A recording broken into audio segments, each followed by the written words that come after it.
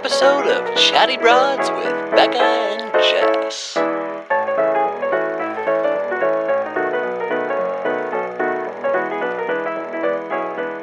Well, hello there, broads. Good morning. Becca, I'm so excited because we have not had a dedicated Bachelor episode about all the drama that's been going on for quite some time. And you think that like we would... there's never enough Bachelor news to talk about. And I love particularly... I get a little tired during the seasons. I get a little Bachelor fatigue, but I never get Bachelor social media drama fatigue. Never, ever, ever. Never. So I am chomping at the bit. I'm chomping at the bit. I don't even know what we're going to talk about yet. I'm chomping at the bit. Well, here's the thing. So we have 2 comedians on the podcast who have... Us? Yes. 4 comedians, I've been working on my 5 minutes. Can't wait till stand-up is open again. I mean, your whole Bennett sketch was pretty good. I have to say earlier. I appreciate that. Anyway, but we have 2 comedians who are coming on who have a Bachelor podcast, but also have an Instagram. This is where I get most of my Bachelor tea from. Also, you know, you're getting everything on this Instagram. Everything. All the nitty gritty that I didn't even realize until I found this Instagram and then this podcast. And it is Jenna and Danica from Date Card Pod. Yay. Thank you so much. Golf clap. Hello. The golf clap. Oh, thank you so much for joining us. Welcome. Also, we're time stamping this. We're recording this on Monday, the 1st, 2nd? 30th. Who fucking 30th, knows? November 30th. November 30th. So we may miss out on some of that hot tea in the next 3 days. So, you know, Lord knows, who knows what could happen in the next couple of days. We're not intentionally ignoring it. It just hasn't happened yet. But thank you. Sometimes we do intentionally ignore certain shit, you know? Also, to my knowledge, this is March 34th. Like, I haven't lived since March. Like, it has been, everything is all sorts of mixed up. No, how many days has it been since March? This is like March 172nd.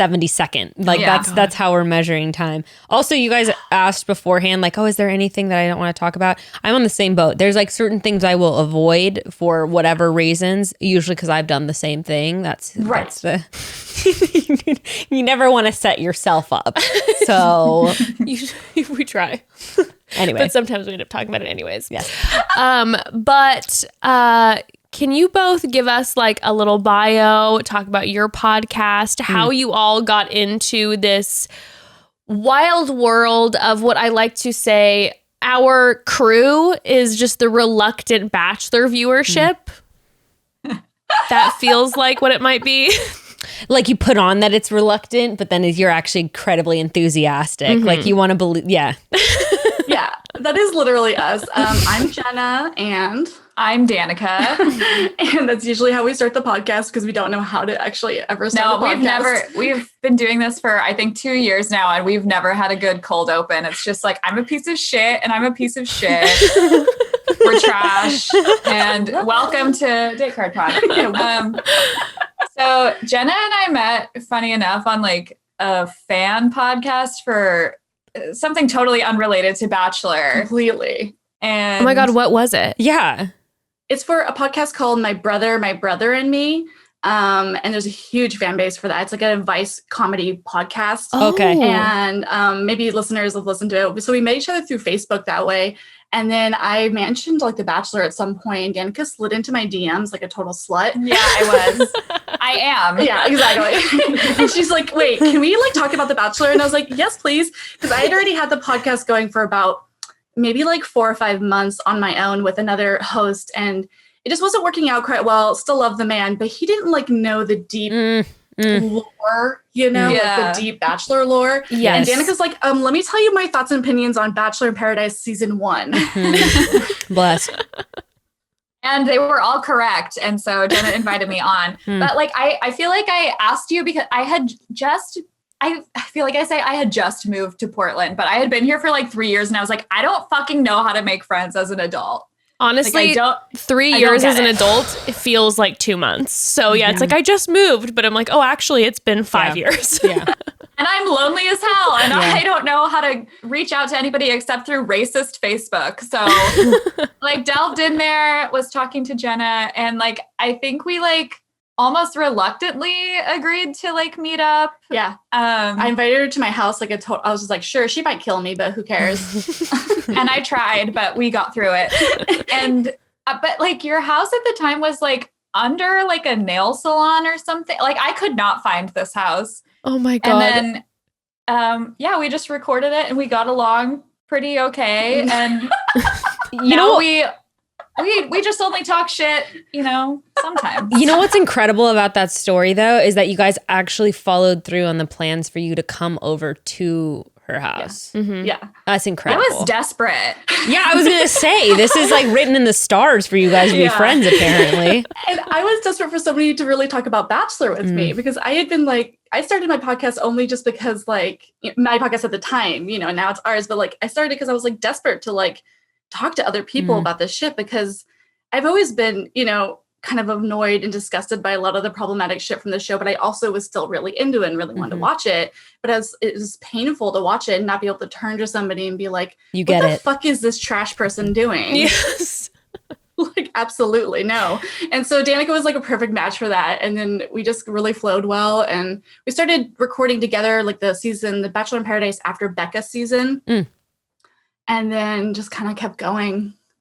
And now you're a full-blown conspiracy theorist that I can't control at all. You're just Okay, I mean, do you have one conspiracy theory that's strong like for this season?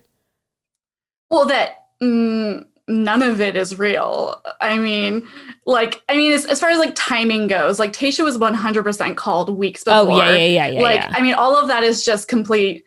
Absolutely. Oh yeah. A complete lie. And I'm okay with it. Yes. Like overall, it doesn't quote unquote ruin it for Not me, at but all. like it ruins it for me sometimes when like Chris Harrison goes on fucking Zima's podcast and is like, well, Claire like decided she was gonna leave the sale, so I guess we're just gonna like call her in one night. I'm like, you fucking asshats. We have the internet. Like, what are you doing? We know now. She was literally doing her dress fittings 10 days before they even brought her in. What the fuck? She's got to have time to pack. People. Insane. So yeah, like that's probably my biggest one that I just like, Although that shit is crazy because they do literally tell people last minute. Like Arie, for example, didn't know, since we're gonna be talking about him later. He didn't know that he was gonna be Bachelor until like literally the night before. They were like, "Hey, can you get on a plane and come to New York and be on Good Morning America at 7 a.m. to announce that you're the Bachelor?" And he was like, like they do that kind of shit all the time. So I mean, I will, but not COVID. But COVID. Yeah, that's with the quarantine period. Yeah, for sure. But COVID. That's True. that's the whole deal. True. Danica made like a good point on one of our episodes where like in a sense though they probably do have backups. Like any season, they're gonna have backups if something happens, and so it's not really a problem that they had Danica or so. Yeah, I was a backup on the episode. Did you and just they were release like, "Fuck some no, you stupid bitch. Too loud." So, it's not a problem they had Tayshia on like retainer of sorts, but it's just like the blatant gaslighting that they do to Bachelor Nation like all day, every day is pretty much what I've dedicated my life now to like calling out. No, it's so funny when you end up having a conversation with a random, like I'll have random friends who are kind of like casual watchers and they'll be, wasn't it so crazy that happened? And you're just like, oh, I know. wait, you believe what they're telling you? I have a friend who, like just kind of buys into all the narratives. And it's like, actually, I've sort of been like, I think I need to take a step away from our friendship. I don't know if we're on the same level here. And it's kind of an issue. Like, I don't want to be rude, but you're not quite third eye woke like we are. It's not going to work. It's a real thing, though. It's like, I like how Bachelor Clues calls it the pit because I think that's such an accurate thing. You're in the pit. Clues fan here. You're in the pit. I haven't quite gotten Danica into the pit completely. No, I'm tired. I don't want to hear anymore. I get Jenna's crazies every single day. I don't want to hear any more of it. So, the thing is, I mean, and if people have listened to our podcast for a while, and honestly, I don't recommend you listening to the old episodes because the audio is terrible. But like, if you've listened to our podcast for a while, we've always kind of called out like, some of the problematic shit. Like, I remember our first block situation was with Leo, Trash Man Leo. Yes. He's rude. He's rude. He fought with us in our DMs at like 2:30 in the morning. We called him out for being like a predator, you know? No, he has Yes, he was. issues. Yeah. He's scary. He asked me specifically, like, what man hurt me, and he like wished. You're like, me do you want the nothing short but list or the happiness. long? Yeah, I'm just like, first of all, you're not being very nice. No, he is. I can't. He actually has sort of like a big podcast now. Yeah, gross. I hate It's it. disgusting. I just don't even know. I mean, I have not tuned in because I refuse to be one of the numbers that just shows up. Yeah. But I'm just so curious what the conversation looks like, because I remember him then posting all of his, like, I'm going to use quotes, the comedic clips that were, regardless of your thoughts on Leo or what he's done, were Not funny. Not funny and very hard to watch. Always hiding behind the couch watching them. Just like, I remember can't when he was unsee doing it. like after I was attempting to get him canceled and a bunch of other people weren't, and he wasn't canceled. He was doing like clips where he would say in weird voices like Mother Teresa quotes and stuff, and he would be like, You know what? 4 out of 5 comedians are like, fuck no, that guy sucks. Oh yeah, no, he. I remember too, and this was before you and I like got pretty close.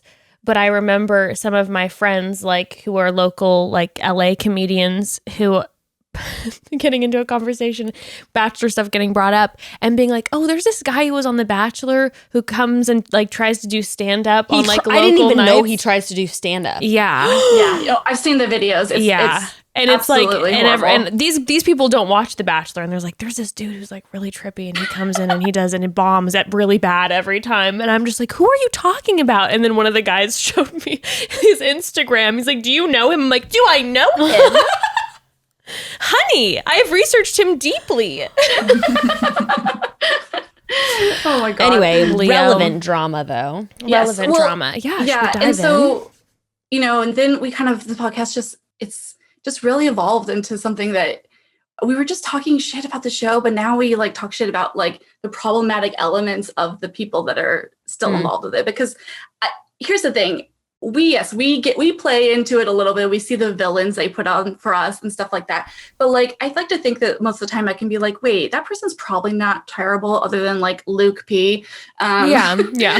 But, you know, it's also kind of what they do after they're on the show that has really started to like fascinate us and got us just like deeper than we ever thought possible. Like when the Hannah B like N-word incident happened, that was I think a turning point for our page in a lot of ways, because it was horrible. We called it out.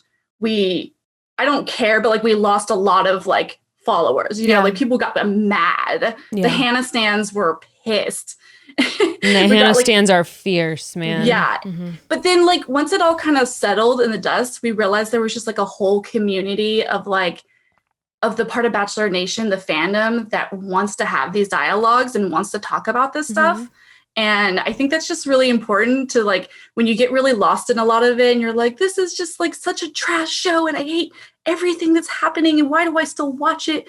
And hey, if you want to watch it, we support you. If you want to stop watching it, like we support your decision, but like you can still watch it. You can still critique the media that you like, you know, and still have an enjoyable time doing it, you know? So Yeah, it's like watching like a sociology experiment. But in also front of your like eyes. an art form at the same time, because you have all this crazy post-production stuff. You have the people themselves. I mean, I love it. I've always loved it. And I love that I forget all, like I said today when I had a dream that I met. We were talking on an episode earlier this week, and I was like, yeah, I had this dream I met Chris Harrison. And I was like, I'm pretty sure you have met him before because you were on the season. And sometimes it's all like this weird fever dream. It's just all bizarre. The whole world is bizarre. And it's bizarre that I'm one of like the couple hundred participants who have been in it. It's just, I guess, more than a couple hundred. There's been a bazillion seasons Becca, now, but it's like, weird. Are you okay? Like after all of it, like I am better than ever. Are you kidding me? Best thing to ever happen to me. What the fuck? no, I know. I get to sell shit online and stay home with my kids and make money. It's so fucking great. It's like, yeah. Thank you, Lord Harrison. Thank you, Bachelor. Thank you. My dream life. Thank you. This is our thing. We always are we are so supportive of the people who go on the show, and now we get a lot of fucking shit for this. But we're always like, you know what? If they're on for the wrong reasons, Everyone is wrong reasons. Great.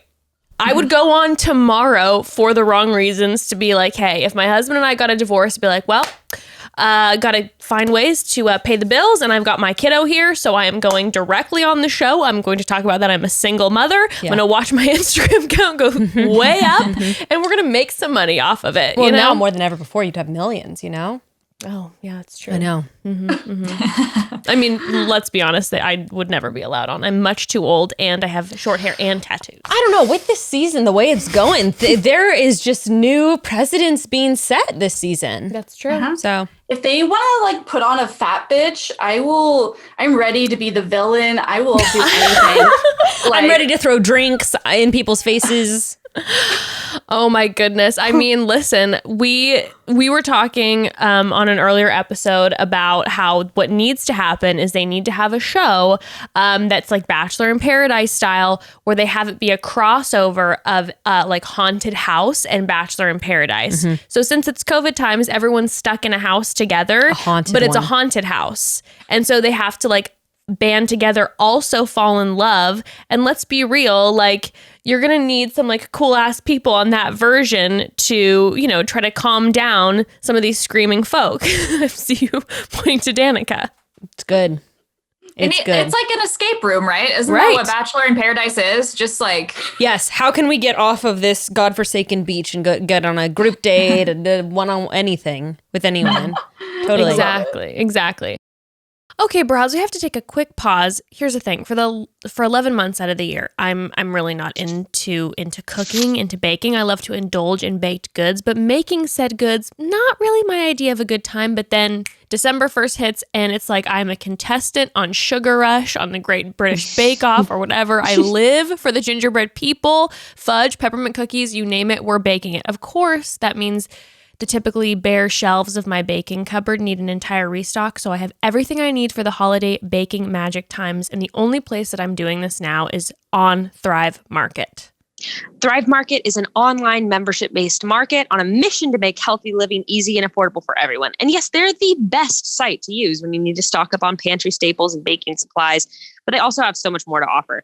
From non-toxic home products to clean wine and the best healthy snack assortment I've ever seen. I also get all of my clean beauty products from Thrive. Yes. And if you have a picky eater around the house, or maybe you have specific dietary restrictions, Thrive Market is about to make your life a whole lot easier because you can easily filter their site by over 70 different dietary values. It's all of the healthy and none of the hassle. And not only is Thrive Market good for you, it's good for the planet. Orders of over $49 are shipped for free with their carbon neutral shipping from their zero waste warehouses. It almost makes me feel like my holiday sweet consumption, you know, is maybe an act of service. I don't know. Maybe that's my wishful thinking. But, you know, I'm going to go with it. We love Thrive. Go to thrivemarket.com/chatty and join today, and you'll get a free gift of your choosing up to $24 in value. That's THRIVE market.com/chatty to start your risk-free membership and get a free gift today.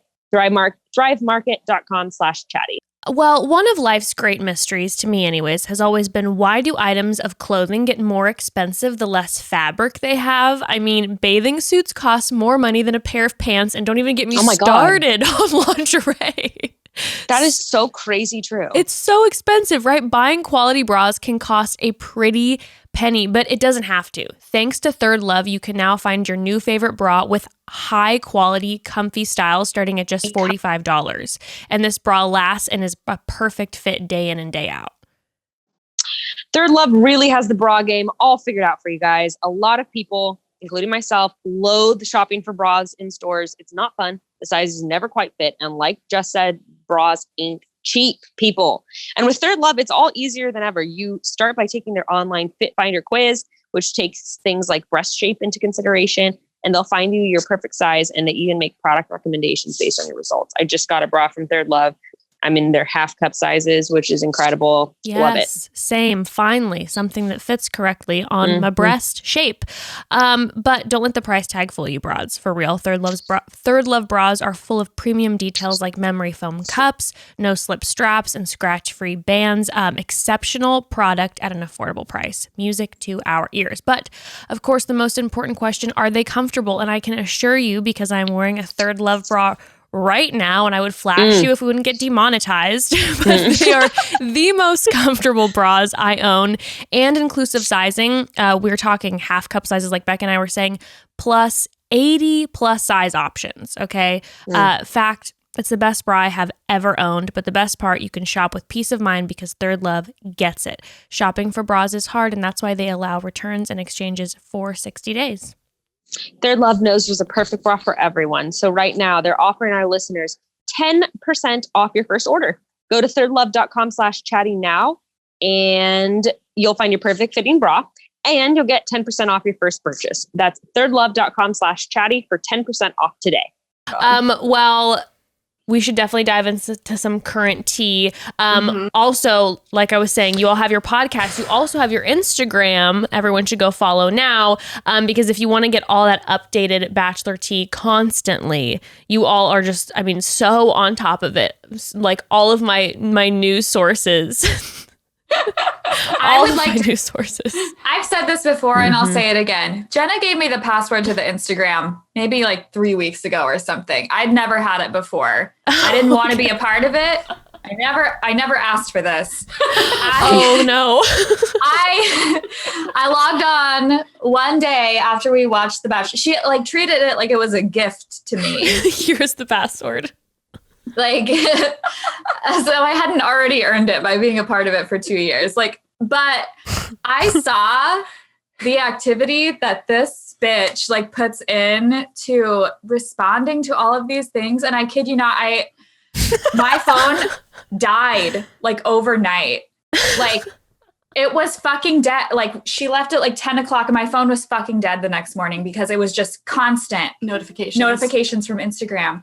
And I texted her the next morning and I was like, Jenna, show me how much time you spend on Instagram.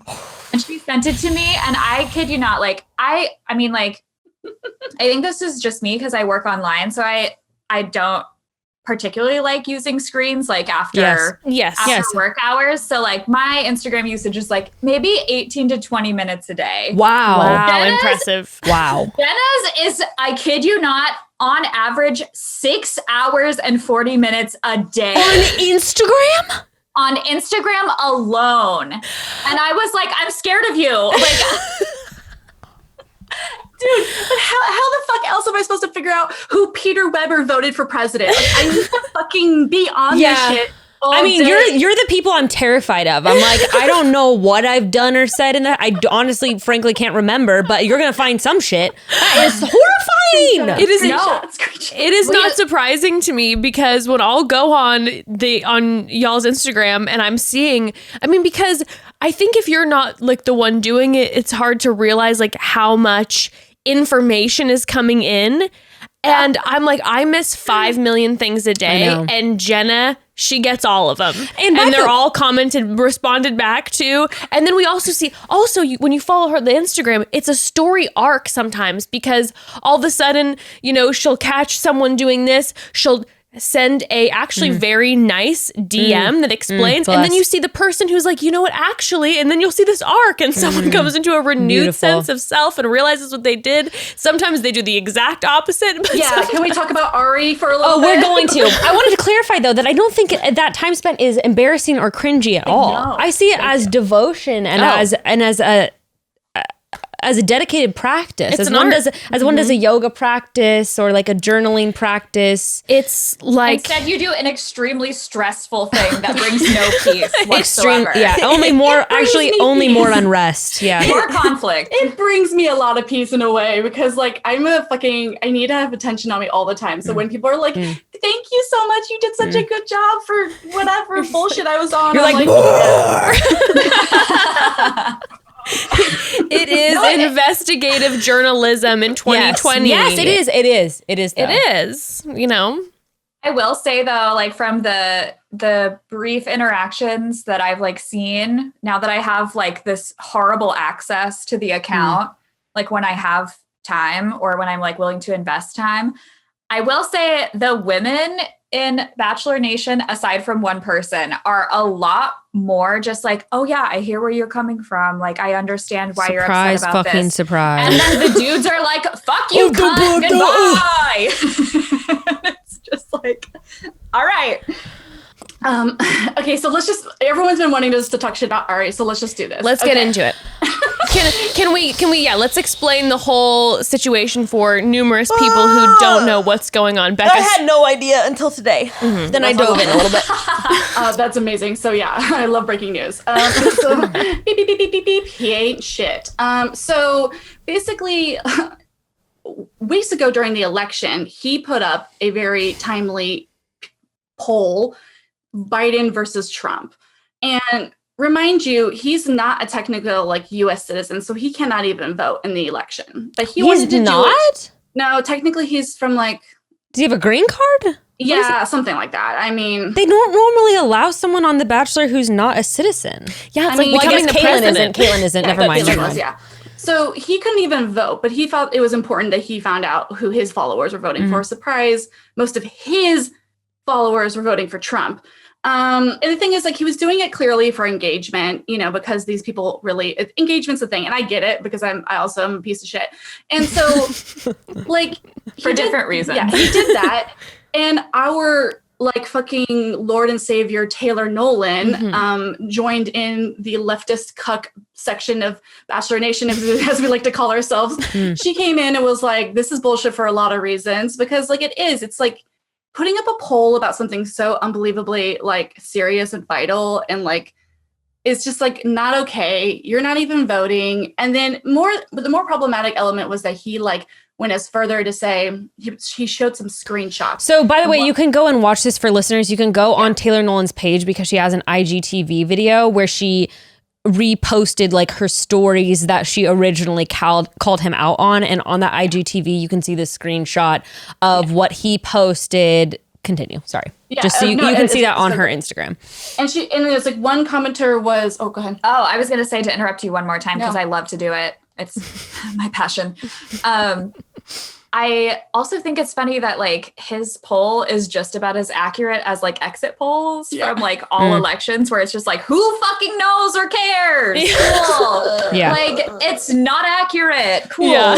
Continue on, sir. And it did seem like her issue wasn't so much with the poll as with the screenshot, which I will find so I can just read verbatim if we want to. If we want to just get. Okay, so. He posted screenshots of 2 different DMs. One person was like, a vote for Trump is a vote against human rights, blah, blah, blah, blah, blah. You can't be friends with someone who supports all this shit, blah, blah, blah. Then the bottom person says, I think it's important to realize people on both sides can be good people, blah, blah, blah. Both sides of that argument. Arie puts in his caption after posting those 2 screenshots, 2 separate DMs. I choose the perspective of the person on the bottom. Surprise, surprise. The person says both sides can be good people. Remember, we are all united and it's okay to have different opinions. That's freedom. So Taylor was really going off on that. I feel like even more than the poll about being like, it's not, It's not about a pizza topping. Opinions are about whether you like pepperoni or pineapple together or whether you don't. We're talking about social justice issues. We're talking about civil rights. We're talking about transphobia. Like, it's just like all of it. And so that rightly upset Taylor and us. Like, if you went to our page that time, we were fucking going after like, no, this is not okay. And whatever, right? That was fucking November 3rd. Fast forward to like 8 days ago, Taylor posts one of her amazing sponsored ads because she's killing it. Yes. And that's like, whatever, right? Like she works as a counselor and she also sells things on the internet. Like you find folks. We love it. And she was selling this great sex toy that was really affordable and awesome and really like, the barrier of entry for everybody. Love it. You love to see it. 6 days later, from that post, Arie goes on to it like in the middle of the night and is like, do you have the exact quote, Becca?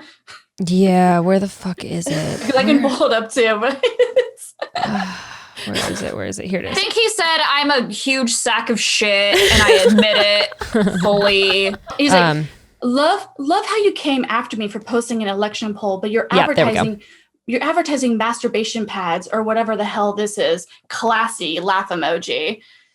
Okay. And then it just kind of goes from there, basically. So is this like Arie to you? Honestly, no. Okay.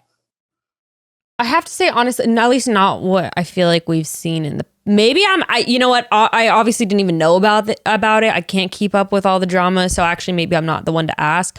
But like in my experience of him on social media and on like his season, I have to say no. But I don't know if that's just because he was really like humbled from the experience. I mean, like he got a lot of shit obviously for what happened with Becca and Lauren.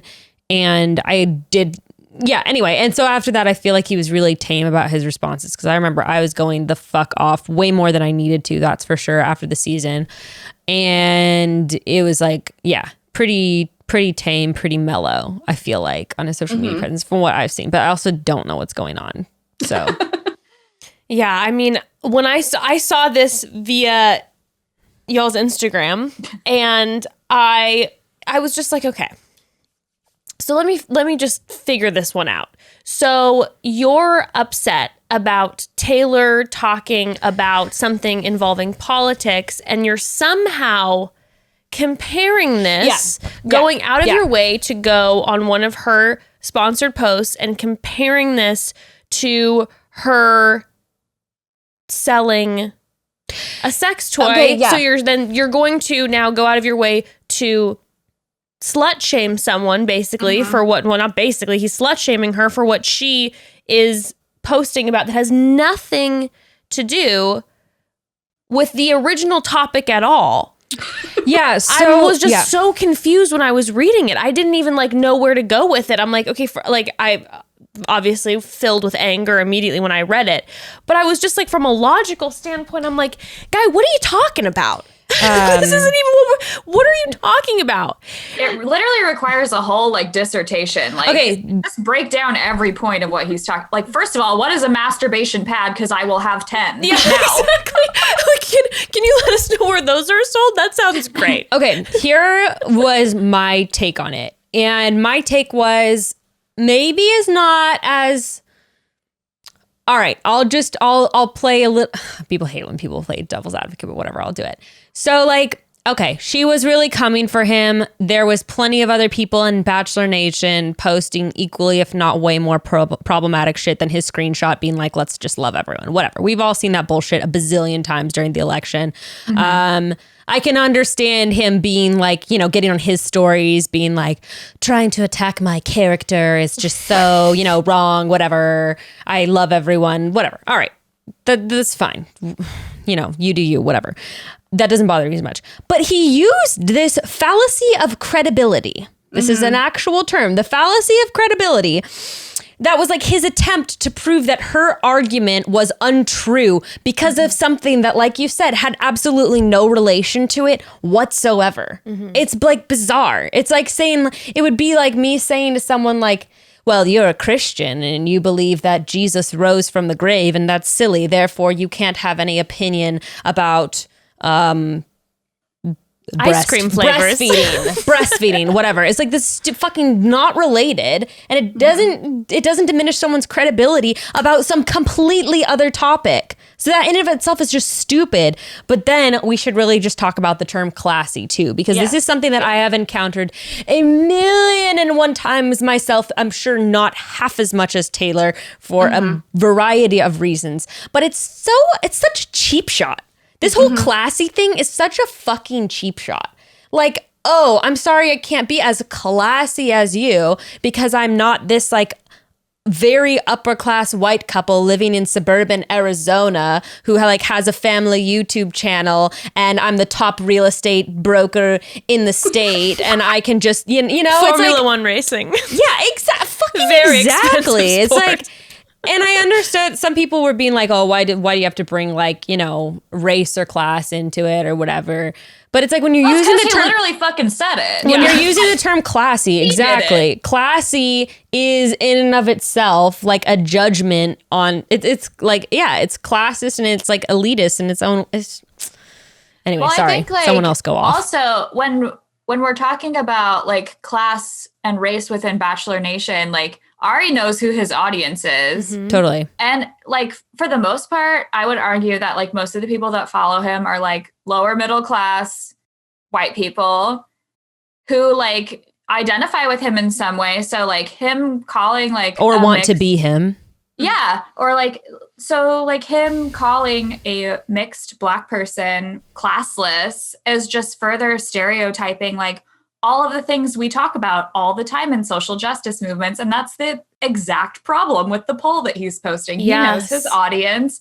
He knows that either way, he's not going to gain or lose support. And that by attacking Taylor, he's just going to get like, you know, more like brownie points from his like base that like doesn't think that like Black women that like own their sexuality are like worthy of like having like value. Not to mention, you fucked 3 different chicks on TV. What the fuck? No, not 3. We're going to count the season that he was on. So at least 4. And then if we're going to count Courtney, that's 5. We love to count Courtney. We have to always So I'm sorry. You fucked 4 different people for everyone to know on national TV. And you're going to attack someone being classy on Instagram because they're just talking about fucking masturbation. That's the biggest hypocritical bullshit I've ever fucking heard. Well, it's just a really fancy way for him to let us know that he doesn't know how to make Lauren come. It's cute.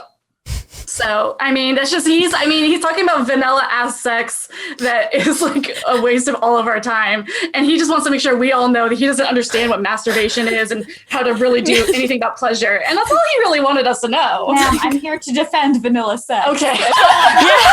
Sometimes it's not Some too of bad. us don't use masturbation sleeves. Some of us don't have a masturbation pad, even though we are Googling it now. Yeah, I don't actually know what that is either. Some of us are deeply unsatisfied, and that's fine. Okay, fine. But Just kidding. Just kidding to my fiance. I'm fine. I'm so sorry. Don't listen to this. don't listen to this part. No, but I was just, I mean, and the thing is too, and of course, when you're bringing up, of all people, Taylor, where that I was extremely heated, where Taylor has been, I mean, let's talk about Taylor on Nick's GOAT episode. Comes on, she's talking about transgender folks, she's talking about polyamory, non-monogamy, like she's out there, like you said, as a mixed Black woman saying these things, like taking these risks, knowing that she has to deal with such insane bullshit in the DMs all the time. And then this guy comes back weeks later, like like you said, in the middle of the night, and is just gonna, you know, make some comment about, then try to shame what she's doing on her own platform that's promoting positive like a positive view towards sexuality. God bless. Thank you for your work, Taylor. Yeah, you know, exactly. Like I listened to your guys' episode this morning that had Taylor on it, and like again, like getting surprised that Bachelor producers or Bachelor, I don't know how this shit works, really. Finally admitting it. But like they left that in there, and they left that in there for a reason. And I feel like it's just because like they know like identity politics is like a huge issue. And if that weren't important right now, they wouldn't have left that shit in there.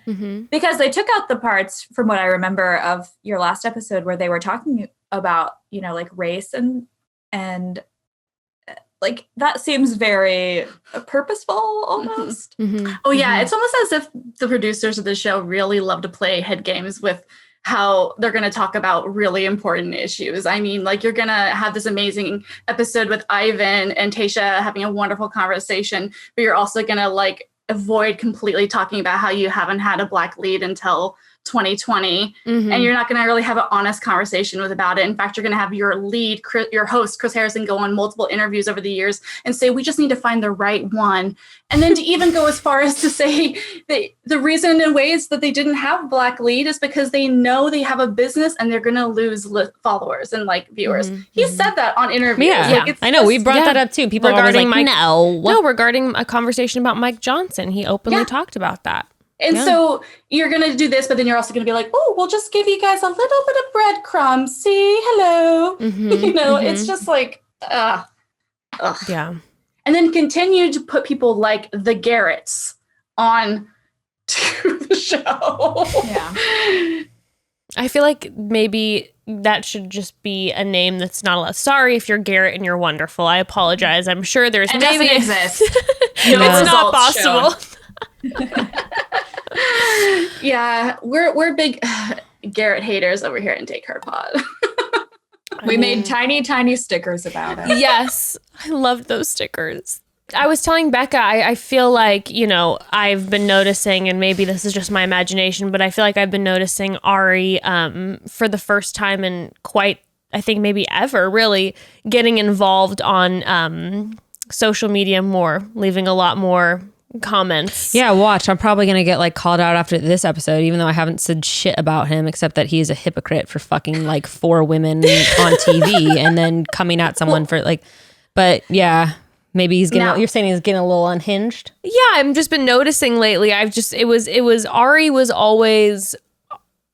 always one of the ones who I didn't feel like I'd ever really I'd hear about often. And he seemed obviously he had a social media presence, but it was always very much about his family, and it seemed kind of all quiet out there. And then as of recently, I feel like I've been noticing a lot of comments and such floating about. So, well, here's the thing. Bachelor Nation in general, as far as the alum and people who've been on it and who are going on it, 2020 has been equally hard for them. They have lost out on so many opportunities. All of the women from Peter's seasons were totally fucked over because they couldn't go to Coachella or Stagecoach or Bachelor in Paradise. It's very true. They can still sell shit, but yeah, they got fucking shit on because of COVID. And then you add in just poor Kelsey, poor McKenna. No Revolve. No Revolve. It's hard. I feel so bad for them. And clearly because Hannah Ann's trying to make a baking show now because she has no other options. Which, anyway, wholesome. We'll talk about it. So wholesome. I actually kind of love it. I'm wow, I love this pivot for you. How cute. But so we've also seen it's been a hard summer and fall for a lot of Bachelor Nation because people like us, and not just us who are on Instagram 6 hours a day. I mean, the Bachelor Nation people, fandom that wants better from the show and wants better from the people, we are paying attention. We have nothing else to really do except for look at injustices, ways in which people are acting like clowns. And it's been hard. It's been hard for Arie. It's been hard for basically all the white people who've never been on the show. And it's also hard. I'm one of the white people on the show too, but for anyone else who's it's been difficult. I've lost a cumulative 30,000 followers in the past 6 months, which it's I know people always roll their eyes when talk of followers is discussed, but it's it is part of your business. So it is fuck. If you're at the on the other side, actually, when people do something wrong, they actually lose way less followers. I've noticed. Whenever you're talking about, anything related to police that's not just praise the law enforcement, you're going to lose a shit ton of followers. Talking about vaccines in any kind of positive light, you're going to lose a shit ton of followers. Talking about how you're not voting for Trump, you're going to lose a shit ton of followers. It's it's been kind of crazy for everyone. But yes, it's been, I think people feel particularly victimized who have not spoken out about certain things or have kept quiet about certain things and are then being called out on that. Yeah. That's just so difficult. And I get it. And it can be hard, but at the same time, there's people like you, there's people like Taylor, there's other people in Bachelor Nation who are losing more followers for speaking to authentic things, speaking to things that actually matter to them, and getting way more consequences. It's also not that hard to just keep your fucking mouth shut. So if you're not going to speak about certain things, if you're not going to talk about Black Lives Matter, then just keep your mouth shut about everything else. Keep your mouth shut about how everyone needs to just love everyone when it comes to the election. Don't fucking say that shit if you're not going to say shit about other stuff. It was Garrett. It was he kept his mouth shut about Black Lives Matter, but then had to write his whole dissertation about how much he loves and worships the police. Yeah. So going back to the Arie piece, I just, I don't know, guy. I'm very interested to see if has there been a response from him? Has he addressed in any way? No. Okay. I just want to say, what a bold move to do that thing where you're in the shower just thinking about how somebody fucking owned you, and then coming back 6 days later and actually posting it. He is braver than the troops. What the fuck? That's insane. That's also just, again, I just don't understand that comeback. I understand way more going on your stories and being I was just trying to spread love and clearly. No, that would be one thing. Honestly, that's his platform. He's welcome to make those opinions known, and honestly, fine. A lot of people share the same opinions. Right. But it's the matter of going out of there. And honestly, I know at one point somebody said like, I don't think he would have done it to another white bachelor. I don't think so. I actually don't. I think it was a black woman telling him he did something wrong, and he came back to tell her that he didn't like what she said. Period. Yeah, I don't know. I don't know. I could have seen him posting that on one of my sex toy ads for sure. True. Good point. Fair. Well, I guess just women. He hates women. That's it. Anyway, I don't know. I think that he's probably at the point, which I guess this falls under the category, but I think he doesn't like anyone who challenges like whatever power he holds, no matter who it is. Yeah. Ooh, so I don't know. It's weird. Yeah, I mean, it's also just like the opinion of like, let's all love one another is easy. Like, let's hold each other accountable is not easy. Mm-hmm. Yeah. And so like when you have like a following on the Bachelor franchise, you kind of have to like in some ways pick a side, I feel like. And like people like you and like Taylor have made it very clear like where your heart is, like where your politics lie. So it's very easy to just, you know, like follow you or not follow you. People like Arie have, in my opinion, been very much down the middle, trying to appease both kinds of people for advertising dollars. Yeah, exactly. Yeah, exactly. So, and it's an easier way to make money to say, let's all just love each other instead of actually stating one way or the other, like how you feel about something. Well, especially if you know, because of your poll, where your audience lies, right? Mm-hmm. Yeah. So. Oh, we come back. We circle back to the root of the Back problem, to the which poll. is, where the fuck are my followers at?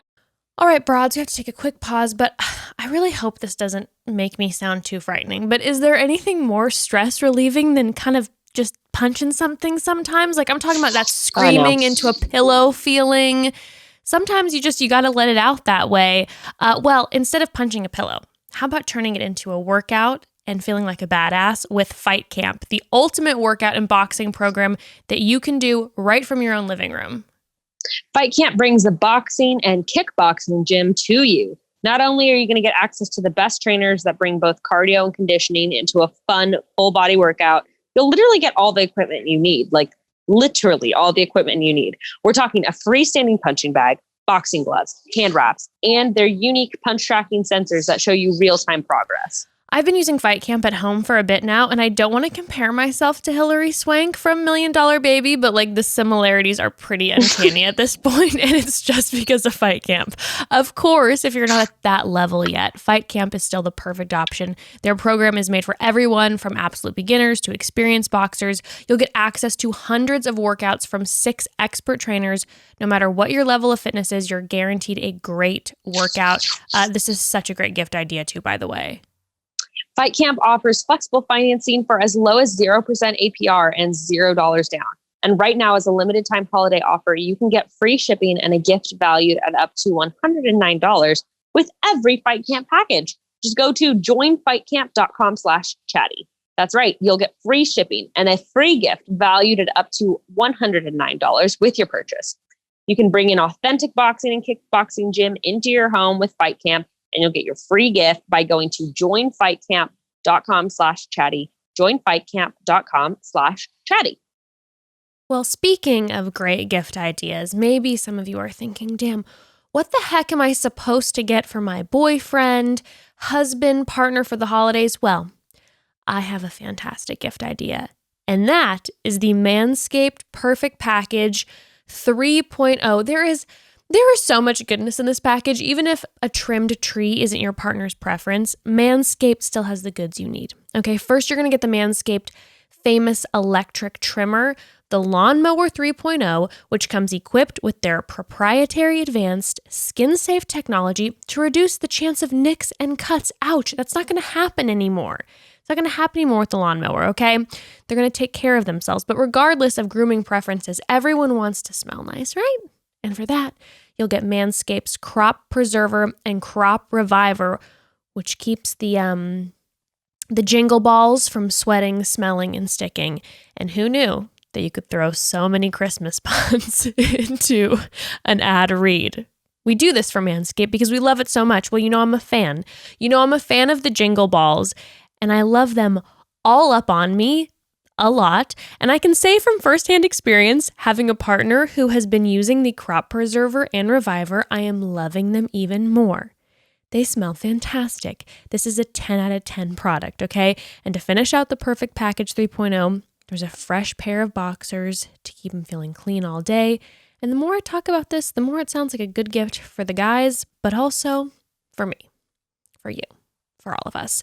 So get 20% off and free shipping with the code chatty at manscaped.com.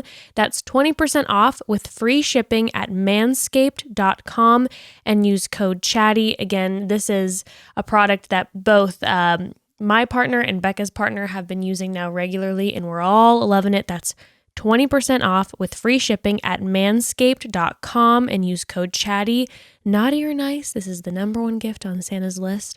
Hop on that trending sled today. Manscaped.com, code chatty. Okay. All right, what's next? Can we talk about, okay. Well, do you have, I know that you said that you had certain topics that you wanted to hit. I mean, If you want to jump what's on your in. head? I mean, I definitely would like to have a moment to ask about the Lauren Zima situation. I'm really happy you asked. Yes. Because we tattooed it on our body earlier. Just gotta talk about this one. So last week, Lauren Zima announced, early last week, announced to everyone in the world who didn't ask for it that she is having a podcast now. I'm not against somebody having a podcast. We have one. It's dumb as hell. Don't listen. But she has already like a TV show. She has multiple TV shows. She's on TV. She has a Roses and Rosés. It's very popular. Yeah. I'm sure she gets a lot of money from it. And whatever. Okay, the point. Sorry, I got off topic because I'm mad. It doesn't matter that she's having a hot podcast. Whatever. Right. No big deal. But she named her podcast Relations Sips and did this logo of her with a wine glass. It's pink. It's like a whole vibe.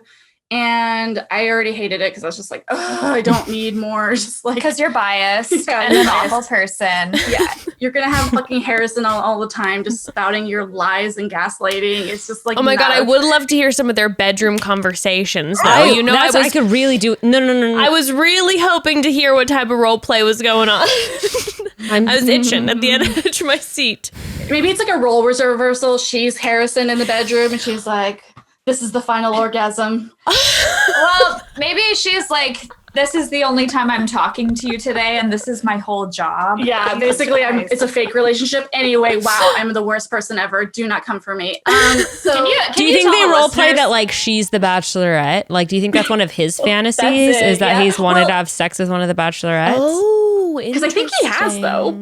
Who? Oh, well, I mean, he had sex with Andy. He dated Andy Dorfman for a minute. Probably not when she was on the season, but like afterwards. What? What are you talking about? What? Listen, don't open the can. Stop. She will just I'm like, sorry. she'll- What the actual fuck are you talking about? It's not been like fully confirmed by anybody, but it's pretty standard Bachelor lore that he dated Andy Dorfman. No, this is QAnon shit coming to you via Jenna. Is this QAnon? Is this truther shit? It might be. We call it JAnon on our Alright. podcast. But okay, so anyway, she comes out with this podcast and it's about relationship advice. And so she's clearly coming for Nick Viall's throne. Anyway, that's a whole other story. And then, so we find out though, basically the day of Thanksgiving, we find out that there is a Black woman who has a podcast called Relation Sips, and her logo is very similar. And the whole podcast is the same concept, you know? Yes. And yes, there are romantic relationship advice podcasts all over the world. That's not really the problem. Sure. We're not fully saying, and by we, I mean the general people who are coming at Zima right now. Right. We're not saying she like flat out went to this person's site, stole everything from her. Right. But she clearly came up with this name, went and looked at it. Somebody had to look. I've put our podcast on I think iTunes. that she It's had hard. a team That's behind it. That's exactly what I said. We said this before getting on the podcast. I go, look, this is a huge misstep for her management team. 100%. Yeah, because- you still gotta fucking own it. Yeah, well, that's the biggest thing for me. It's like, listen, It's not like she went and found this podcast No. like, I'm gonna Oh, do the no. same thing. no, Lauren Like, Zima is much too busy. She has a million things going on. Someone hands her a thing, goes, "Do you like this cover? Do you like this title name?" And she goes, "Yeah, sounds sounds good. So her team obviously saw this and it was like, oh, this is like, you know, and let's be real, this shit happens in music all the time. It happens in designs all the time. Let's talk about Zara, you know, where it's constantly stealing people's designs, you know, just quietly. But, you know, I doubt that it was Lauren Zima. But my thing is, and I saw that she changed it, thankfully, but you need, like, the fact that she didn't come out and have a public conversation about it, a public apology. Also, you know, not that I was expecting this, but a really good conversation that you could have about, you know, about design stealing, about making sure that this Black woman who had this podcast, is very easy to be like, hey, let's talk about her podcast. In fact, I'm going to use my platform to promote her one of her episodes for a day. Yeah. And like send some of her followers in her direction. It's crazy too, because like Zima's podcast hasn't even come out yet. It comes out December 3rd. So like, I have never seen somebody with a lower podcast score than ours. But like the girl has like a 1.5 because everybody found out already and was just like calling it out. And I've seen no response. I don't know if it exists. There has not been a response yet. And maybe she's going to have one men's event at some point. And that's fine. We're recording Monday.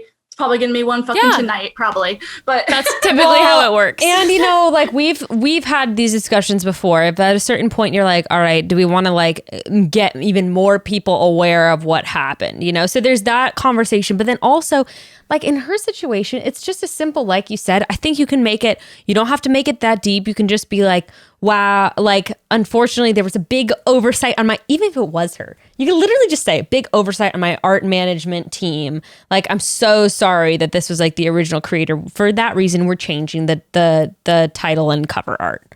Yeah. That ruins the illusion that she is who she is, though. I guess so.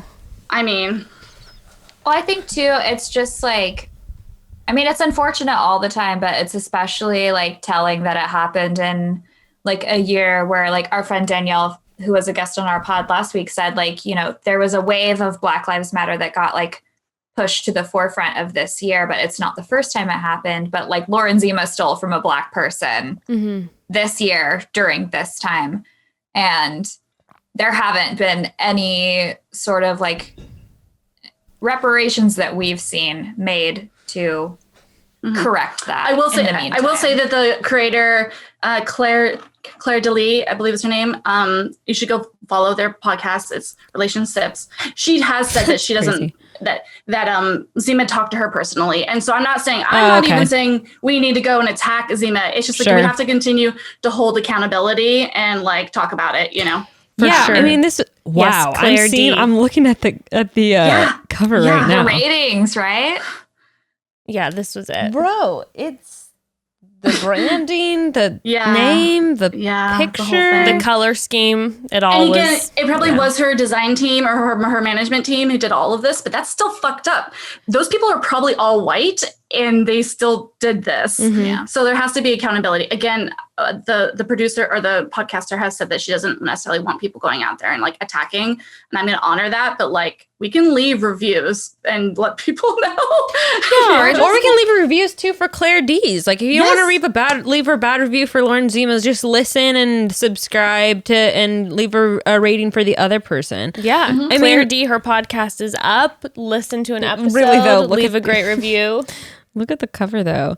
I mean, I always try to give people the benefit of the doubt with this. I'm like, all right, maybe someone saw it and it was in their subconscious. You know, you do that thing where like, I have a really good idea when you saw it on the podcast app like 2 weeks before. And you become Australian.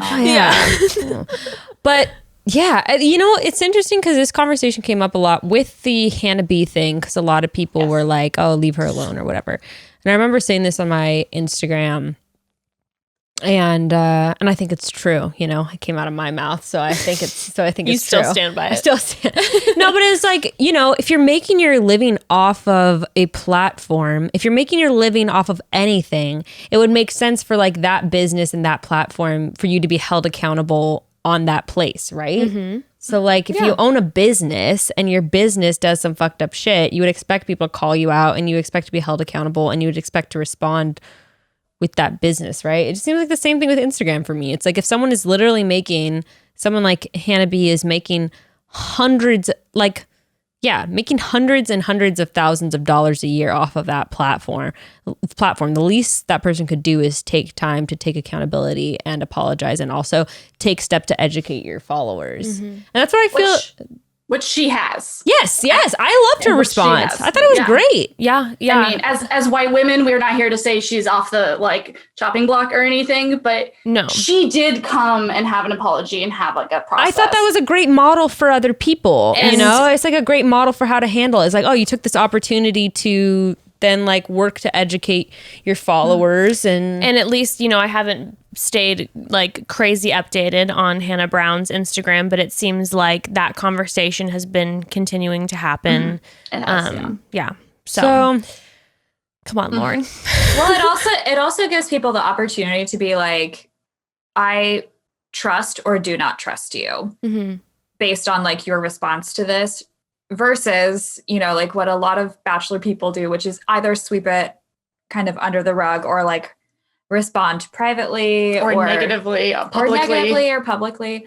Like, I appreciated that response because it was at least like any like conscious viewer can like make a decision. And you're going to lose people and you're going to have people respect you for like what you've done. Not to mention, I think that people can learn the most from someone being an example of making a mistake and then working to resolve that mistake, right? It's like, we've talked about this before at the podcast of like, it's probably better for us to not be perfect and then work on responding properly. We haven't always done it the right way, but like, I think that's all that anyone's asking of people. It's like, if you're gonna, it's not to be perfect. It's like, if you're going to make a mistake, at least make an effort to make it right and like model that to the people that follow you. Certainly. Oh yeah. Huge. I mean, I think we do like little like missteps throughout the week. Cause we're both like white women. We grew up with a lot of privilege and like, it's just like a thing where like even when we're talking about like social justice stuff, like we mess up like all the time, and we just try to like show people's responses to what we say and just be like, hey, I apologize. I didn't consider that at all. Totally. And that's like really all it has to be. And it's like, I will admit, it's like embarrassing to be wrong about shit. Like nobody is just saying that it's like easy to be it's wrong. Not fun to like, be called out at all. Apologize. No, certainly not. But like, it's like a necessary and like, quite frankly, easy step to take to just like admit that you're like wrong about something. That's it. Yeah. But that's the part that's not easy, is the part when you're admitting to yourself that you're wrong. And sitting in that pain. Yeah. Like I'm a nanny, and like I get constantly reminded of that because I'm telling that to the children. I'm sorry that you feel bad right now. And like, I know that bad feeling doesn't feel good, and that's why you're really emotional right now. But like, I'm not necessarily just going to give you a piece of candy to make you happy. We have to like sit in these feelings and it doesn't feel good. And a lot of people could really stand to remember that lesson of like, when we do something wrong, there is a period where we have to sit in that, and we have to like, otherwise you're not really going to learn, and you're not going to really hopefully have that thing that kicks in your head the next time you're having a conversation about something. You don't just fucking wild off about whatever. There's a part in your head that's going to go like, hey, remember that? Let's not, you touch your hand to a burner. You're going to hopefully not touch your hand to a burner again. I mean, I wonder if that does come back to like people's parenting though, for real. Yikes. Yeah, maybe. I mean, I remember when I was a kid, and I remember like, I have a specific memory being at the pool, at some public pool, and I was like 9, and some guy was like, hey, you can't dive into that area. It's too shallow. Some random adult. And I was like, in my head, I was like, fuck yeah. Like, never tell me I can't dive in the pool. Obviously, I was all scared and 9. I was like, okay. But I was so mortified and like embarrassed and ashamed that this person like told me I wasn't doing something right. And, I don't know. It definitely sucks at any age. Maybe some people just weren't told enough times that they that they shouldn't be doing something that they're doing. Guys, like before we like wrap up this part, like I think it is really important though to like sort of like normalize like feeling embarrassed or like feeling like shit. And I feel like that would solve like 90% of Bachelor Nation's problems. Yeah. Like those are facts. It's like being ignorant is like not ideal, but it is okay if you're willing to like learn Mhm. about other things That's or other true. people's experiences. And I just think it's reached a point on like social media where it just doesn't quite happen that way. You know what I think it is? I think people immediately take it to, and I see this a lot, and I feel like I've probably done it too.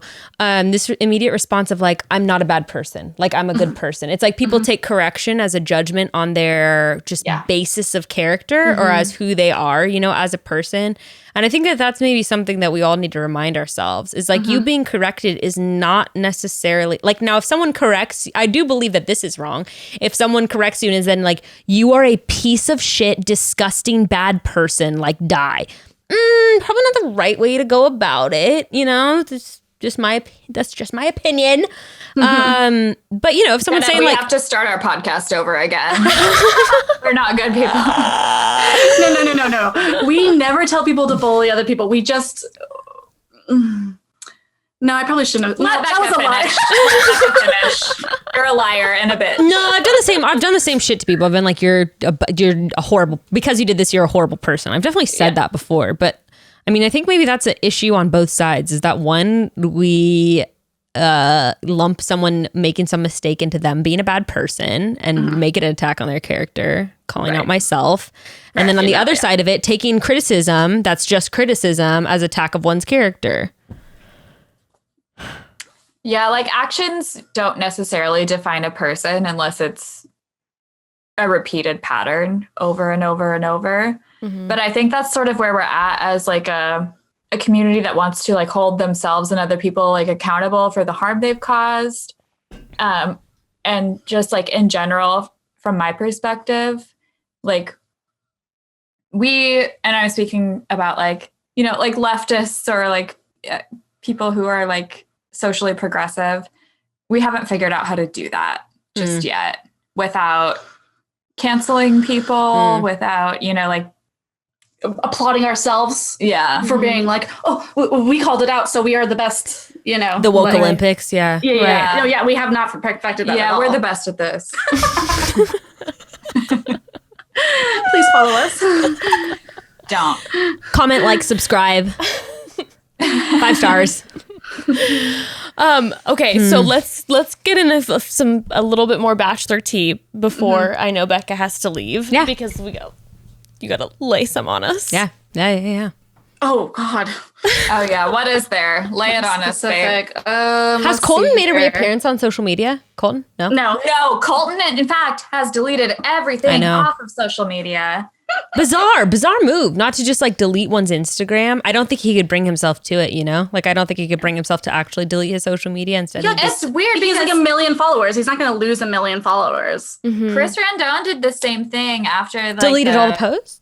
Yeah, he like either archived or deleted everything after like Crystal like announced her pregnancy. Are you fucking serious? Okay, wait, we got to talk about this. Can we talk about this? About Chris's response? Because I don't know about any of this. We haven't talked about Crystal and Chris at all. Which, for the record, if we're going to talk about bad people, Chris Randone, no, I'm just kidding. But I could not stand him on Becca's season. I could not stand him on Paradise. And I could not, for the love of God, it was almost like two villains made a good couple. Yeah. I like Crystal. Like, I don't really have any issue with Crystal, but I was like, what is with people's perception now of the, like, as if love makes everything. Well, that's actually what happened with Lauren and Arie too. Ooh, it's like love. I mean, that's the thing. Yeah, Bachelor Nation loves to simp for people just because they're in a heterosexual monogamous relationship. Anyway, yes. So yes. We really value that in our society. So married monogamous relationship or pursuing marriage. Yeah. We've always disliked Chris for a lot of reasons. Very toxic. Yes. Like, okay, so after, oh my God, I don't even know where to start with this man because Crystal announced something that was like so happy for her. She was like, I'm in a new relationship. I'm pregnant. She had like that new relationship energy where I was like, I don't know you. I disliked you in one season. I liked you in another. You seem really happy. Great for you. You're probably not a person I would be friends with in real life. And that's okay. And I But, believe like- social media can like clue into people's states of emotion for real. Like you can look at someone's social media and be like, you're happy and thriving, or like you're not doing so well. Yeah. Right. And the opposite can be also, you can see When somebody, people delete their entire account and are just like, I don't know, I'm 35 and I fucking suck. He like deleted his entire Instagram. He Just had already- immediately after she announced this? no, he deleted his Instagram after the divorce. Yes. Deleted his Instagram, like his Yeah. account. No, the account was still there. There were no posts. Okay. Yeah. And then he started posting on Instagram stories when she announced the pregnancy. So he still had no posts. No. From what I remember, no. But Okay. he was like announcing things like he was wearing. I want to tell you that, like, imagine me in my outfit right now, but with Chris's muscles. Oh God. So it was just like, this feels like a death. He said that. About her, like, babies, like, about being pregnant. Because it crushed him so much that his ex-wife is pregnant with a new man. Like and we talked about in our podcast episode like 2 weeks ago, the problem is not that he's depressed and has anxiety. It's posting it on your goddamn social media. Thank you. Who does that? No, that's the thing. Of course, when you have a relationship that ends and you're heartbroken and then you see your person with someone else, and then especially when you're seeing then a new being coming in, of course you're going to be like heartbroken. No, you're literally devastated. saying that But the why? bringing of a new life into the world feels like a death to you? But That's why? disgusting. Why? Yeah. That's it. It was Why horrible. online? And like Jenna and I, like, neither of us have kids, but like, Thank God. both of us were like, Bless. yeah, thank God. Bless No you. child deserves this. Disgusting. It's about both of us. Yes, okay, Becca. But like, it felt really like offensive to me just to be like, your feelings aren't the problem. Like, the fact that you want to share these feelings isn't a problem. It's the way you did it. And like, Jenna and I are like big proponents of like go to therapy. And we realize that there's like a privileged aspect to that. That's like, therapy is not affordable or accessible to everybody, but it is absolutely affordable and accessible to this one particular person. I'm sure he could get a Absolutely. sponsorship from Talkspace and talk about how he needed Talkspace because We his literally said that. We were just like, we need to use his code for our own personal therapy.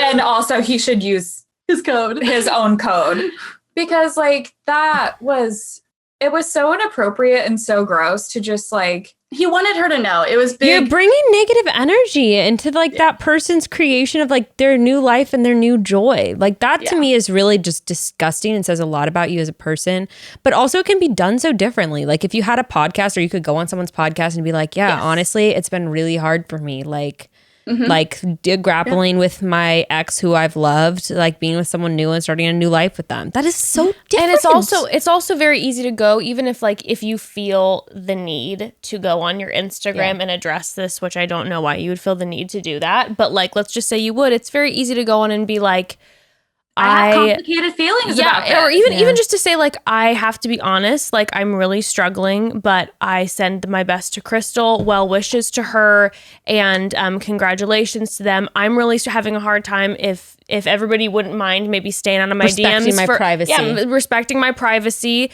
as I process this, but sending love and well wishes their way. Like I mean, it's death. not like How self-absorbed are you?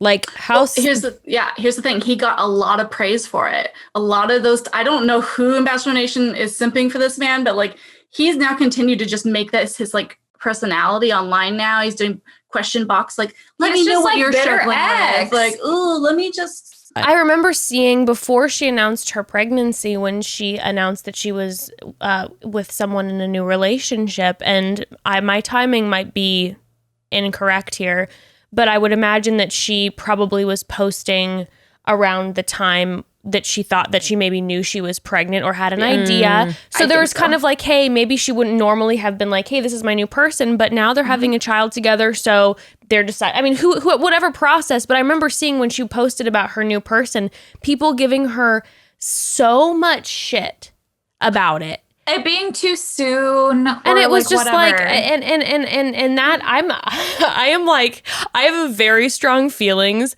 about, and maybe it's from my own past, but I have very strong feelings of people criticizing someone for moving on too fast in a relationship when you have zero context about what's going on in someone's private life, or in their past relationship. Let alone, first of all, the fact it's like no one should have any opinion on, like what someone's relationship looks like in general like that. But when there's criticism for moving on, that's always something that it's just like, yo, are you kidding me? Like, that's on you. That's a lot of like things that you're projecting onto the people, and it's hard. But like, go to therapy or talk to your friends or your family. Don't like go online and say you're that. right. The intention was for her to see it, and the intention was for her to wreck her happy moment, and that's the most. That's not love. That's the most. Yeah, exactly. That's super toxic, and it's super selfish. Because if he cared an ounce for her, he would not rain on this joyful moment that she's trying to share with the world. So that's super disgusting. I'm trying to imagine what it's like being like a baby, or how does a what is it like to be a baby? I love that. My main question for the podcast is, what is it like to be a baby? Insane. It sounds so wonderful, honestly. No, I mean, just like imagine like having like all of this like content that we've made because we're all going insane during COVID, and just being like, oh, someone was like, it's like a death for me to be alive. That's crazy. For sure. Not to mention, when you're pregnant, your body, like the baby is so heavily impacted by stress hormones. Yeah. And so that's what I'm saying. He's literally bringing negative energy and trying to make her stressed out, which literally affects the health of, the fetus growing inside her. That's fucked up. Yeah. He doesn't give a shit. He doesn't give a shit about anybody but himself. And that's why I've always hated him, and I continue to hate him. I mean, also on another note, the amount of pregnant women from your season is just astronomical. The fertility is just astronomical. It's pretty wild. And even like the engagement, there's been like multiple people who've gotten married off my season. I remember for Nick Viall's season, it was like, I think Liz was the first person to get married from his season. Oh yeah. Yeah, maybe. Yeah. Yeah, his season. Yeah, that Raven is engaged. Still. Rachel's married, which is amazing. Yeah. His fiance is. Oh, yeah, his fiance is engaged. His fiance's engaged. Yes. Yeah. No, his season. His season, your season, and frankly, Hannah's season. It's been a wild ride. It's been wild. Any else final tea? Any other fun things to add? I love the discussion about Chris and Crystal. By the way, all the congratulations to Crystal. So happy for you. So happy for Crystal. I don't know what her situation is with her boyfriend, but I got pregnant with my boyfriend 3 months into dating him. So seems like you guys are fresh in a relationship. Wish you the best. Hope it works out like it did for me. That's that. Oh, Garrett. Weren't we going to talk about Garrett? Yes, of course. Which one? Which piece of shit Garrett are we talking about? Let's talk about. Wait. Before Garrett, can I ask one thing? Yeah. And then I have a question too. Okay. Quick question. I don't know if this is like fresh. I heard the rumblings of this, and I don't know if there's any sort of confirmation, but I heard that Blake is maybe attempting to light the flames again with Becca K. Yeah, he confirmed today on Instagram that is not the case. Okay. I think by him confirming it, he is still wanting engagement for it. Like, he still wants like people to talk about it. But he snipped it in the bud. And in fact, I'll give him one piece of credit that I never give him. He said, like, let's not pressure the fucking woman to be dating. Like, let her have a moment. She's good for Blake. Out of this relationship, so I'll give Blake like one moment. All right, Killjoy. Yeah, good for Blake. Next question. I mean, honestly, though, I have to be real. Since Blake's moment when he all of a sudden became like the king of gossip on Bachelor in Paradise, I went from being like Blake to being like Blake again. He's just like kicking his legs up with all the other crew. He's just goofy being like, ass Blake. He's so fucking goofy. And now since then, he's just spilling all the production tea. Yes. I can't believe that he hasn't dealt with a lawsuit like Luke what's happening has. with Luke's lawsuit? I think it happened. I think he like has to pay. He has to pay like $100,000, right? That's so fucked up. No, I don't care what anyone says about Luke. I believe that is so No, fucked it's up. true. It's. I believe it's extremely fucked up because I think I'm owed $100,000. to have to experience that. Like, excuse me, can we just? I just think it's so fucked up because I think that like there is a lot of manipulation that goes on behind the scenes, and Yeah, although I 100%. believe that Luke has many issues, I believe there was a lot of manipulation on that season that for sure. he was victim to, as well as being, guilty of a lot of stuff on his end. Right. And Two it's like things they're can be true. Two things can be true is the theme of our podcast. and they're profiting off of they profited off of his Pain. choices and off of his poor choices, and they profited off of his pain. And then when he told his side of the story, they punished him to literally squeeze out even more money from him. They used him. They used him like crazy. Which is crazy too, because I think he got sued for being on like maybe Olivia's podcast, which Oh, was is that? just like, holy shit. Like, I mean, Olivia. Oh my God. Being on someone's podcast makes you zero money, literally. Like, Yeah, no, he's not Literally getting nothing. paid to be on that podcast. Also, I feel, oh my God, that makes me feel really bad for Olivia because I'm sure Yeah. she feels like, I mean, obviously it was Guilty. his choice, Yeah, but of I can course, only but- imagine yeah. I'd have, if we joked about having Luke pee on to just basically just like grill the man, but if we had him on as much as I would grill the shit out of him. I would feel horrible. And all of a sudden it was like, oh my God, like, I just, he's being sued for $100,000 or something. Like, what the fuck? And what does that even accomplish? It's literally fucking ABC. It's like one of the 6 That's what I'm corporations saying. that exist in the trying world. to- That's what Real I'm life saying. threat. They're making an example out of him, and I know that I probably spilled Thank more God it production wasn't you. tea than. Well, they couldn't do that to me. Yeah, The Becca I loved Army. that when you said that like a couple weeks ago. You're like the Becca stands would come for their heads. I feel like I'm sounding really arrogant on this episode, so I'm sorry, no, guys. you're I'm just fine. in a mood. But yeah, no, I mean, like, there's plenty of people that have come and done the production tea, and they were able to make an example of Luke because people hated him so much too off of the season, and that's what I find that's like really fucked up about the whole situation. Not to mention, did you know that in the contract, I believe they can hold you liable for up to $5 million. And you sign that shit when you go on the show, because if you don't sign it, they'll find someone else to sign it. Like, oh my God, I'd be so nervous. Yeah. See, I now want I feel Bachelor really bad. Nation to unionize. that shit would be. You know, they don't even pay you per diem when you go on the show. That's nuts. You literally, you quit your job, you go for 5 or 6 weeks, up to 8 or 9 weeks. Yeah. And you come, I mean, that's why I ended up going to the wheat farm. It was like, you don't have any fucking money. You're paying your bills, you're paying your rent, you're paying fact- everything at home without any money. The fact that you signed the contract up to $5 million makes me actually feel really bad now for sliding into certain contestants' DMs and being like, you want to be on the show? And then them being like, yeah, sure. And then last minute them saying, we actually can't. And then me being like, please, please, please, please, please. I feel bad. Sorry, Whatever. everybody. Keep doing it. Keep it up, queen. Yes.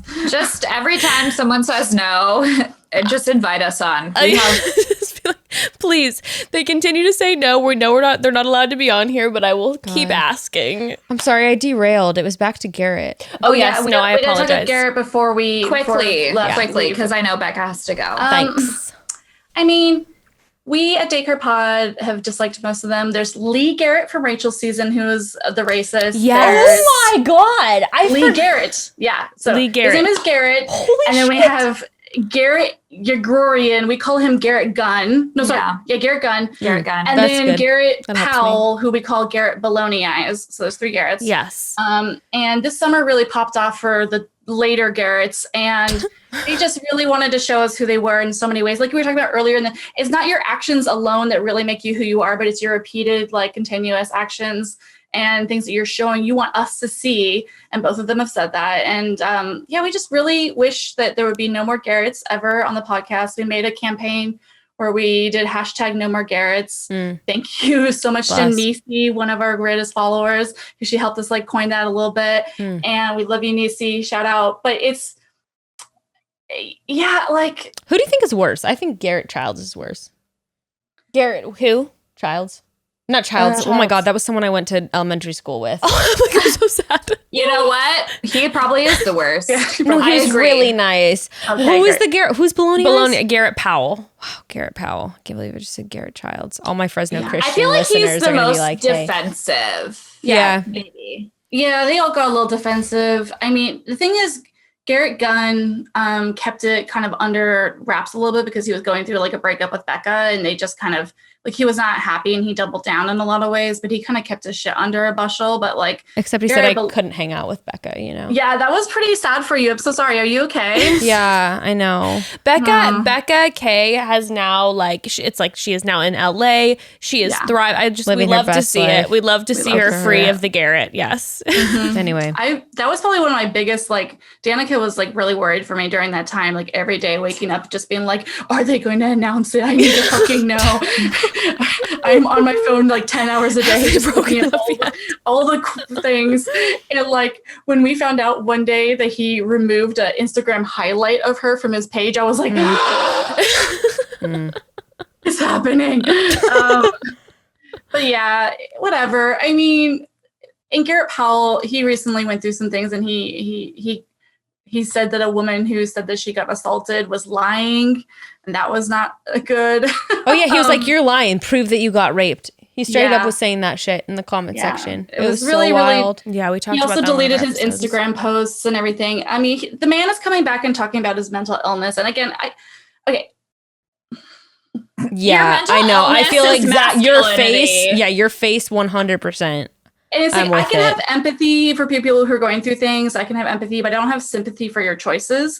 Your choices led to a lot of pain and like anger, and you have to like do time for that, and you have to like come correct. And I don't think you should be back online quite yet. Yeah. Again, I think that like Danica and I, we talk a lot of shit, and we do like, we joke, we're like a bully. Like but we absolutely don't think people should be like going into people's DMs and like telling them to like kill themselves or do any of that. Like that's absolutely not what we are about. No, it's just like calling out clown behavior. Like it's just silly. Yeah.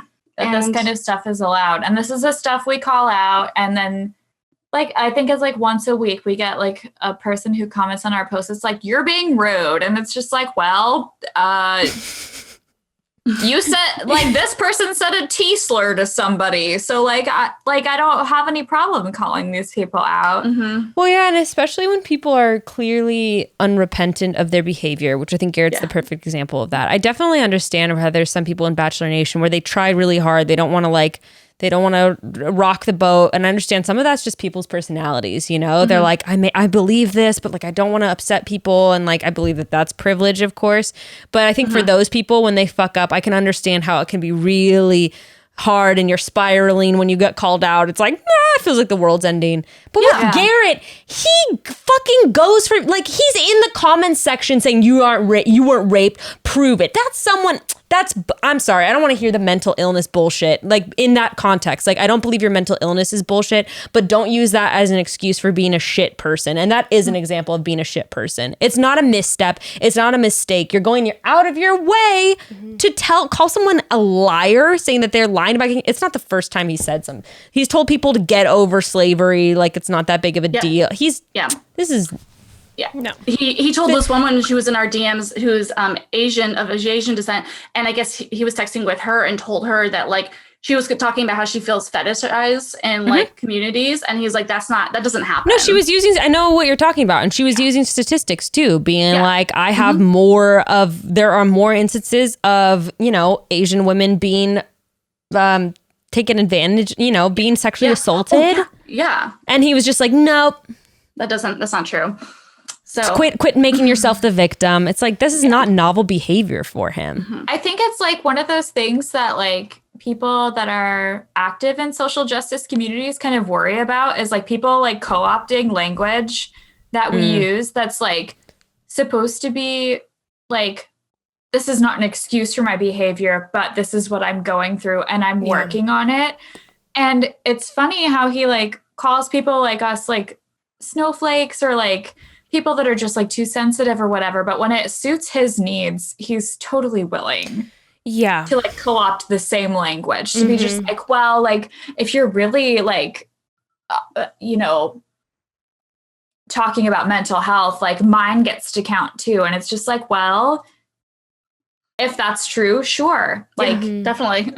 we will respect that, but also you've caused harm, and that's not your mental illness. If, if that's a thing, which it's not an excuse for your behavior. Yeah. Oh, the Garretts. My goodness. I mean, oh goodness. I mean, there's like endless Bachelor tea that's just been coming up, and I have to like remind myself of it time and time again. But the best way that I find myself remembering all the Bachelor tea is through your platform. So thank you so much for the amount of work that you put in, also the mass amount of DMs that are answered, the content that you put out with the podcast. Blessings to you, our reluctant Batch Nation family. Thank you. We appreciate it. Thank you so much for coming on the podcast today. Yes, thank you so much. Can you tell everyone where to find everything? And of course, we'll put it in the episode notes per usual, Broads. For sure. You can follow us on Instagram at DateCardPod.